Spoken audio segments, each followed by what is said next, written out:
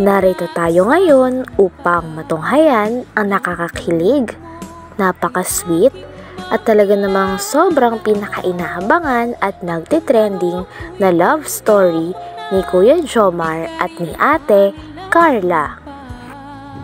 Sa pagpapatuloy ng ating istorya ay nagkaroon nga ng surprise visit si Ate Carla kay Kuya Jomar dahil hindi nga mabuti ang pakiramdam ni Kuya Jomar. Talagang inaligaan at inasikaso ni Ate Carla si Kuya Jomar, kaya todo naman ang pasasalamat ni Kuya Jomar. Tinanong din ni Kuya Jomar kung may pag-asa na daw ba talaga siya at ilan na daw ang in-improve ng update sa panliligaw niya. Sabi naman ni Ate Carla ay 7.5 na. Inom ka na po ng gamot po. Ay, grabe naman. Asikaso mo naman talaga ako, ay. Sige, akin na.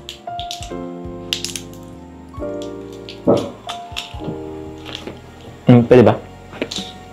Ha? Baka po ng side. Pupunta pa ako dun. Okay lang. Inuman mo ito, diba?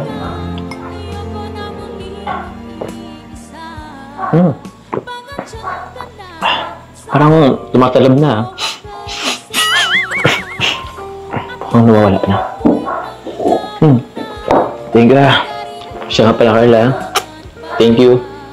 Kasi pag-asikaso mo sa akin, akala ko kasi parang wala kang pag-alam sa akin. Yung mga chat mo, ang iksi ng mga chat mo. Thank you, Wala po yun. Kulang pa po yun sa ginawa mong effort para sa akin. Para sa amin. Gusto ko lang pong bumawi. Alam mo, di mo kailangan bumawi eh. Tsaka gusto ko naman yun. Di ba nga, sabi ko siya, nanligaw ako. Baka nakalimutan mo naman yata eh. Di ba naman nakakalimutan, di ba? Oo. Talang nga kita. Kamusta? Baka naman may bagong update yan. Okay naman po. Nag-i-improve. Nag-improve? Talaga ba? Sige nga. From 1 to 10. Magkano na? Ilan na? 7.5 po. 7.5. Okay. Pwede na, at least meron. 7 yung nakarin, di ba? At least nagbaga ng 0.5. Naging improvement pa din yun. Pero, seryoso yung tanong. Kailan mo na ba ako sasagutin? Ano pang kailangan kong gawin? Pasagutin na ako. Wala na po. Wala na po kayong dapat gawin. Oo? 7.5 pa lang? Kung sure meron pa. Sure talaga, wala akong dapat gawin. Wala na po.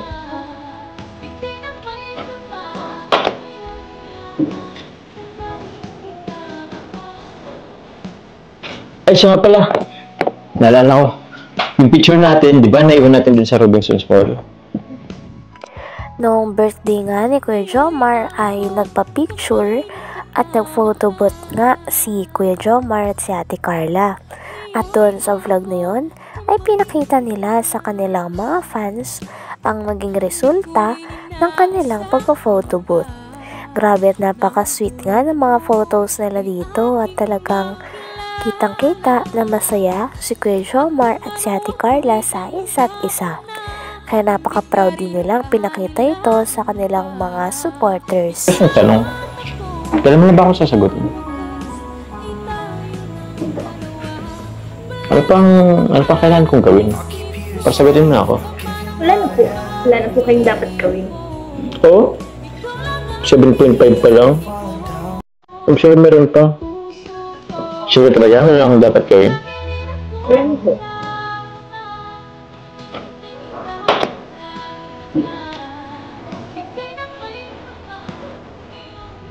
Ay, siya nga pala. Naalala ko. Yung picture natin, di ba, naiwan natin dun sa Robinson's Mall? Andiyan na, kinuha ko na. Kunin ko lang, ha? Okay.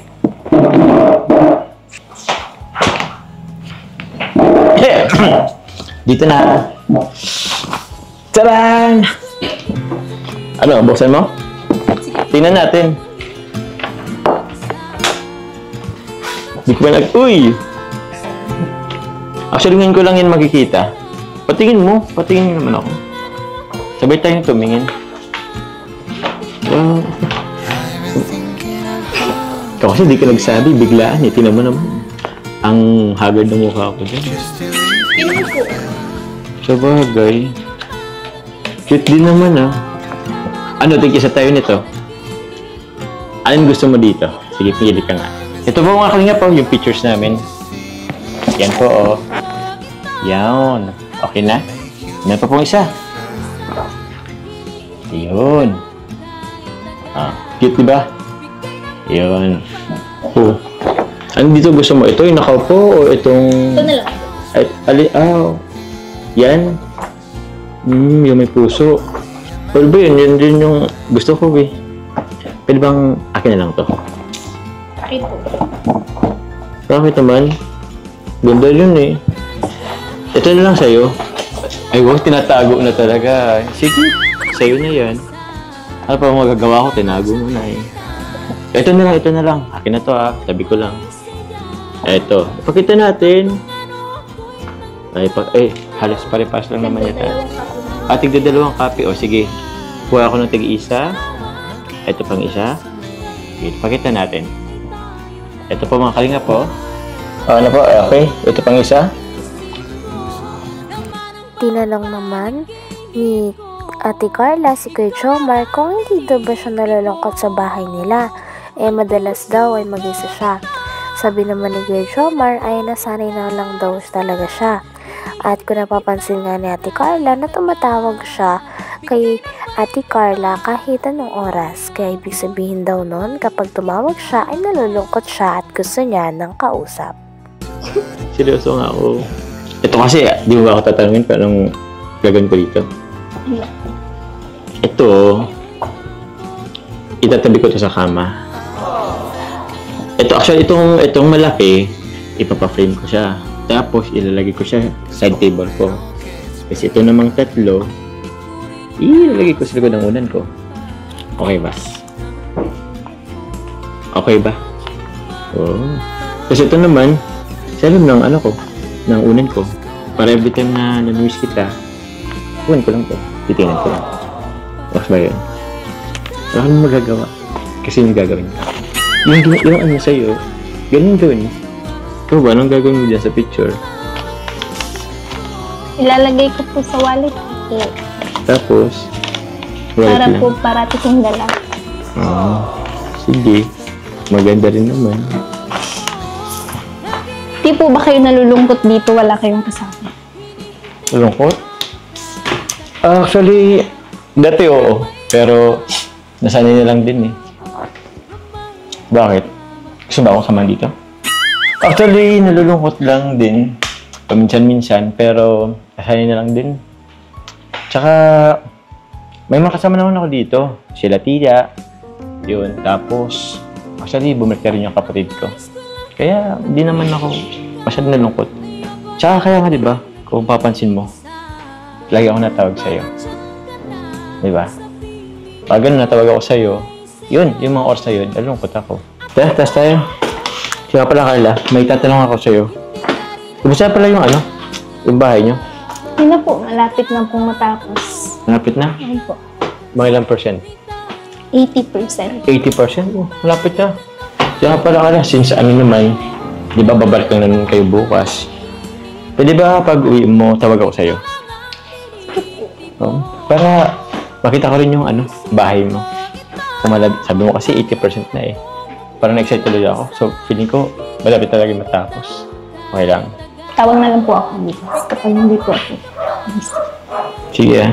Sure mo yan ah. Baka kalimutan bukas. Maghintay ako bukas, maghapon. Kasi, siyempre naman eh. Excited naman ako doon sa bahay mo. Kasi,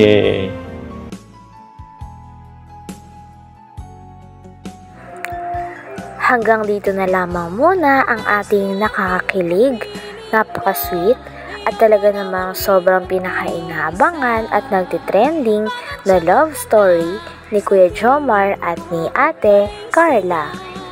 Maraming salamat sa inyong panonood. Hanggang sa muli. Bye!